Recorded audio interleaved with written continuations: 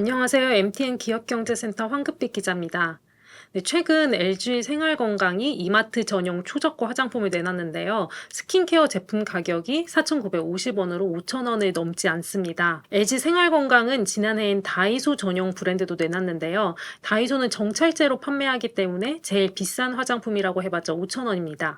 이 최근 기사들을 보면 초저가 화장품 시장이 급성장하고 있는데요. 만 19세에서 49세 여성 429명을 설문조사한 결과를 보면 10명 가운데 4명이 다이소에서 화장품을 구매한 경험이 있다고 답했습니다.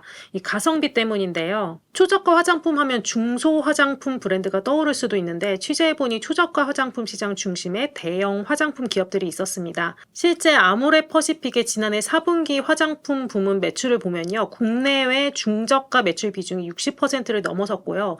LG 생활건강은 아직 26%에 그치지만 역시 중저가 브랜드 확장에 나서고 있습니다. 초저가 화장품은 과연 어떻게 가격 경쟁력을 확보할 수 있었던 것일까요? 그리고 대형 화장품 기업들은 왜 이 초저가 시장 진입을 확대하고 있는지, 또 관련 시장의 특징은 무엇인지 살펴봤습니다.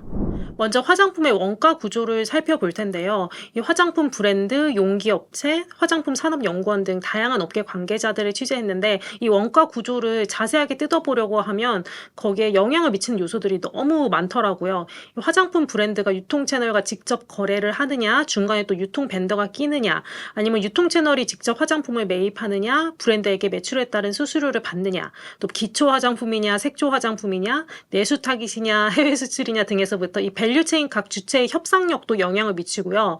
또 어떤 제품은 정말 마진을 포기하고 다른 제품을 통해 이익을 보전하는 전략을 취하고 있기도 합니다. 정말 케이스 바이 케이스라서 업계 전문가들의 조언을 받아서 단순화해 보긴 했는데요. 설명을 드리면 100원짜리 화장품이 있다고 하면요. 제조 원가가 15원에서 35원 정도 들고 유통 채널 수수료가 30원에서 40원 정도입니다. 여기에 인건비, 광고비, 마케팅비 등 판관비를 반영하면 화장품 회사에 남는 돈이 5원에서 10원 정도라고 하는데요. 이러한 구조는 초저가 화장품이나 고가 화장품이나 다를 게 없다고 합니다. 정리하면 크게 제조, 유통, 판매에 들어가는 비용이 있는 건데 초저가 화장품은 여기서 줄일 수 있는 비용들을 최대한 줄여나갑니다. 일단 제조에서는 인건비 등 제조에 들어가는 비용을 제외하고 원료, 용기, 포장 상자 등 부자재 비용이 들어가는데요. 원료의 경우 일반적으로 100원 중에 5원 정도 차지하기 때문에 줄일 여지가 크진 않다고 하는데 그럼에도 줄일 수는 있다고 합니다. 원료를 대량으로 매입하는 건 당연하고요. 그 수많은 원료 가운데 비슷한 효능을 내지만 가격은 낮은 그런 원료들을 배합할 수 있다고 합니다. 그 원료 수입처, 핵심 원료를 얼마나 넣느냐에 따라서도 비용을 줄일 수 있는데요. 예를 들어 주름 개선 기능성 화장품인 그 레티놀 크림이 있다고 하면 이때 핵심 원료가 바로 레티놀인데요. 저가 화장품의 경우 레티놀 함량을 줄이는 거죠. 그렇다고 그 효능이 없는 크림을 만들었다고 보기는 어렵습니다. 수분 크림에는 히알루론산이 들어가는데 이 종류도 굉장히 다양하다고 합니다. 효능이 없진 않지만 원료 배합에 따라 보습 유지 기간이 다를 수 있는 겁니다. 이런 식으로 원료 비용은 줄일 수 있다고 하고요. 다음으로 부자재 비용은 100원 중에서 10원 정도를 차지하는데요. 원료보다 원가가 높죠. 일반적으로 화장품은 병에 담던 걸 튜브에만 담아도 비용을 줄일 수 있다고 합니다. 실제 다이소 등에 판매하는 초저가 화장품들을 보면 튜브 형태가 많은 것을 확인할 수 있는데요. 물론 튜브도 소재가 무엇이냐, 튜브의 인쇄, 후가공을 어떻게 하느냐에 따라 비용이 더 들 수는 있긴 합니다. 또 레티놀 크림 같은 경우는 빛과 공기에 약한 성분이라 포장 기술에 돈이 더 많이 들어가기도 하고요. 실제 LG 생활건강이 이마트에 내놓은 화장품을 보면요. LG 생활건강의 프리미엄 브랜드인 더후와 비교했을 때 상대적으로 간단한 튜브 타입에 가벼운 용기 타입인 것을 확인할 수 있습니다. 또 한 가지 이 부자재 비용 중에서 상자에 화장품을 넣어 포장만 안 해도 비용이 줄어듭니다. 또 중국산 부자재를 쓰면 비용을 줄일 수 있고요. 사실 많은 비용이 유통과 판매에서 지출되는데요. 여기서 이제 유통 채널 수수료는 줄일 수 없어도 판매 단계에서의 광고비와 마케팅비 등은 줄일 여지가 또 있습니다. 예를 들어서 고가 브랜드 화장품의 경우 타깃층이 다르다 보니 면세점이나 백화점 등에 입점을 하면 유통 채널 수수료가 더 많이 드는데요.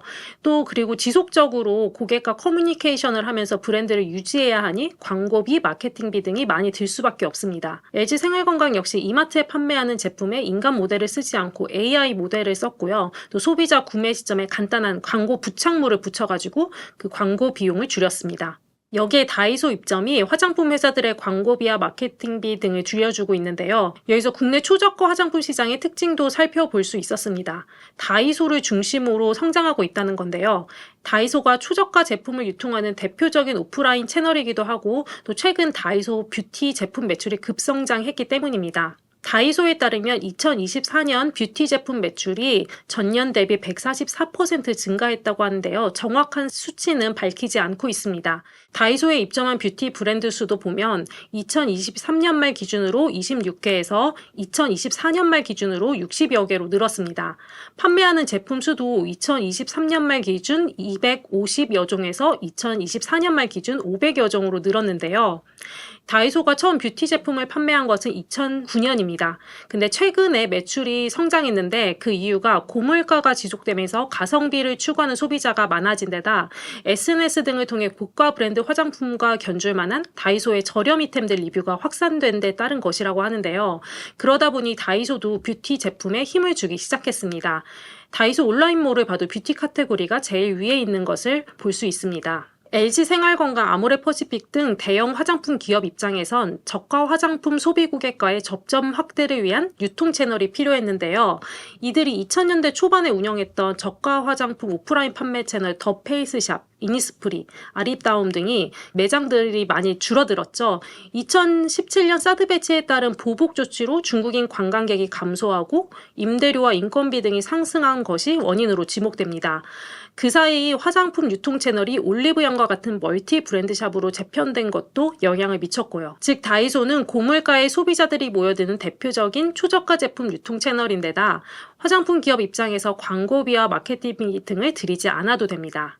기본적으로 다이소에는 10대, 20대 고객들이 많아 미래 고객을 확보할 수 있는 채널이기도 하고요.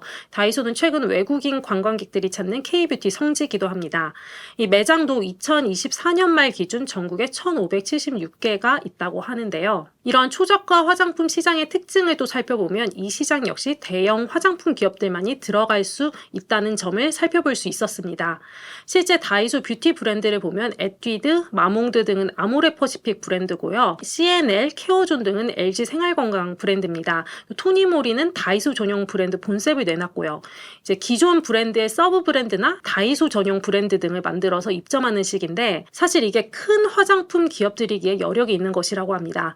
대량 생산으로 박리담회가 가능해서 다이소의 가격 정책에 맞출 수가 있기 때문인데요. 이에 중소 브랜드들은 다이소에 1만 원짜리 화장품 카테고리를 열어달라는 요청을 하고 있다고 전해집니다. 이 몇천 원짜리를 팔아서는 중소 브랜드들에게는 마진이 나지 않기 때문입니다.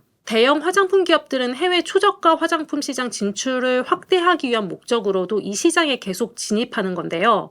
화장품 회사 매출은 국내 면세점 수출 3곳에서 나옵니다. 국내 시장은 내수 부진도 있지만 더 이상 성장 여력을 기대할 수 있는 시장이 아니라는 분석이 나오고요. 면세점 매출도 감소 추세입니다. 그러다 보니 눈을 돌릴 곳이 해외인데 해외 역시 저가 브랜드를 중심으로 화장품 시장이 성장하고 있다고 합니다. 역시 고물가로 소비가 위축되면서 소득 수준에 따른 소비 양극화, 가성비 소비 트렌드가 확산되는 건 해외도 마찬가지라고 하는데요. 여기에다 화장품에서도 과시적 소비보다는 합리적 소비 트렌드가 확대되고 있다고 합니다. 업계 관계자들의 말을 들어보면 요즘 세대는 내용물만 같다면 용기의 고급스러움 같은 건 별로 신경을 쓰지 않는 경향이 있다고 하고요. 이게 워낙 화장품 브랜드가 많아졌고 품질이 좋고 가성비가 좋은 제품들을 많이 만나다 보니 브랜드 이름에도 별로 신경을 쓰지 않는다고 합니다. 이건 해외도 다르지 않다고 합니다. 특히 해외에서 한국 화장품 브랜드가 고품질 가성비로 인기가 많다고 하는데요. 또 해외 유통 채널은 국내 올리브영과 같은 멀티 브랜드 샵이 일반적인데 가격대에 따라 다양한 멀티 브랜드 샵이 있다고 합니다. 예를 들어 미국의 경우 세포라라는 멀티 브랜드 샵은 고가 화장품을 많이 취급하고 얼타 뷰티라는 곳은 중저가 화장품을 많이 다루고 있다고 합니다. 특히 업계에서는 미국 대형 멀티 브랜드 샵인 얼타 뷰티에 주목하고 있다고 하는데요. 이 온 오프라인 합산 미국 화장품 시장 1위 채널은 멀티 브랜드샵과 드럭스토어로 33%를 차지하고 이커머스가 32%인데 한국 브랜드의 경우 미국 이커머스 시장에서 아마존을 중심으로 그간 성장해 왔기 때문입니다. 그런데 얼타뷰티는 멀티 브랜드샵 가운데서도 대형이면서 저가에서 고가까지 다양한 브랜드를 취급하고 있는데 아직 그 한국 브랜드들의 시장 침투율이 많이 낮다는 거죠. 온라인 채널도 갖고 있는 얼타뷰티의 오프라인 매장은 미국 전역에 1,400여 개라고 합니다. 현재 미국 이커머스 내 주요 한국 브랜드 매출 순위를 보면 역시 대형 화장품 회사인 아모레퍼시픽의 브랜드 라네즈와 코스알엑스가 강세인 것을 볼 수 있는데요. 코스알엑스는 얼타, 타겟, 아마존, 월마트 등 미국 내 다양한 유통 채널에 입점해 성장해온 국내 중소 브랜드였습니다. 이 브랜드를 아모레퍼시픽이 2022년 인수했습니다. LG 생활건강도 2022년과 2023년 중저가 브랜드인 비바웨이브, 더 크램샵 등을 각각 인수해서 해외 시장 확대에 나선 상태입니다. 지난해 미국의 화장품 주요 수입국 비중을 보면 한국이 22%로 1위인데요.